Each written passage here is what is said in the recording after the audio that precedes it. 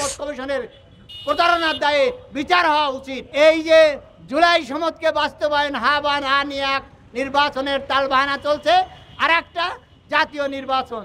Customs এবং অন্যান্য দপ্তরে যে সমস্ত জায়গায় তার স্বার্থ ছিল, যে সমস্ত মামলা মোকদ্দমা ছিল, সব আপনি প্রত্যাহার করেন। ঐক্যমত কমিশন যে প্রতারণা করেছে, সেই প্রতারণার দায়ে যাদের যে সমস্ত রাজনৈতিক দলের বিরুদ্ধে প্রতারণা করেছে তারা যেন অবিলম্বে মামলা করেন এবং এই ঐক্যমত কমিশনের প্রতারণার দায়ে বিচার হওয়া উচিত। কারণ ঐক্যমত কমিশন 8 মাস ধরে কি করলেন, করার পরে যার রেজাল্ট দিলেন, বড় বড় দল যা তাদেরকে মতামত দিয়েছে তাদের সঙ্গে প্রতারণা করলো। তাহলে দেশের সব সরকার হয়ে গেছে, আসলে কারোর উপর কোনো বিশ্বাস নাই। ইউনূস সাহেব, আপনি বিশ্বের নন্দিত জনব্যক্তিত্ব হতে পারেন, কিন্তু বাংলাদেশের জনগণের কথা আপনি বোঝেন নাই, জনগণের কথা আপনি শোনেন না। জনগণকে কোনো শান্তি শৃঙ্খলা বা কোনো অর্থনৈতিক মুক্তির দিকে কোনো কাজ করছেন না, শুধুমাত্র নিজের অর্থনৈতিক মুক্তি গঠন করে নিজে পাশ করে নিয়েছেন।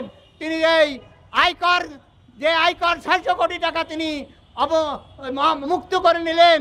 যিনি বাংলাদেশ ব্যাংকের 10% শেয়ার গ্রহণ করলেন, সরকারকে দিয়ে বাকি শেয়ার নিজেরা নিলেন।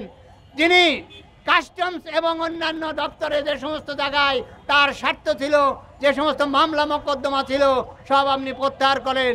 আপনার কাজ শেষ। এখন আপনি তড়িঘড়ি নির্বাচন করে দিয়ে আপনি দেশ থেকে হয়তো সরে যাবেন, কিন্তু জনগণকে গর্তে ফেলে দিয়ে গেলেন। আমরা চাই এই জনগণকে এইভাবে ফেলে দিয়ে অন্যায় অবিচারের মধ্যে রেখে দিয়ে কোনো সংস্কার না করে আপনি যদি দেশ থেকে পলায়ন করেন, জনগণ কোনো রকম ক্ষমা করবে না আপনাদের। মোনালিসা হেভি ফ্লো 15 পিস প্যাকেটের সাথে 8 পিসের একটি প্যাকেট একদম ফ্রি।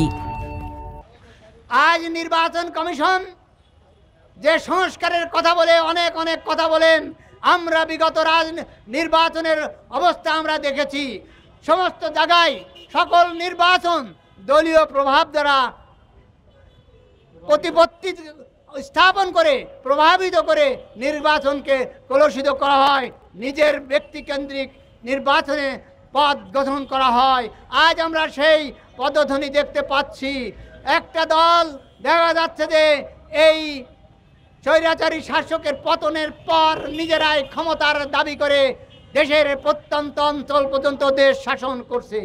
আজ ইউএনও অফিসে যান, আজ ডিসি অফিসে যান, সমস্ত জায়গায় এমন প্রভাব দেখা যাচ্ছে, মনে হয় তারা অঘোষিত সরকারে আজ চেকে বসে আছে এবং তাদের কথায় আজ প্রশাসনও চলছে। তাহলে জনগণ, সাধারণ মানুষ যারা নির্বাচন চায়, নিরপেক্ষ নির্বাচন হওয়ার কোনো সম্ভাবনা আদৌ দেখছি না। আর নির্বাচন নিয়ে আজ নানা কথা, কালকে এক দল বলে এক কথা, আজ বলে এক কথা। আজ দুইটা নির্বাচনকে জনগণের সম্মুখে দাঁড় করানো হয়েছে। আজ এই যে জুলাই সনদকে বাস্তবায়ন হা বা না নিয়ে এক নির্বাচনের তালবাহানা চলছে, আর একটা জাতীয় নির্বাচন। কে একদিনে চায়, কেউ আগের দিনে চায়।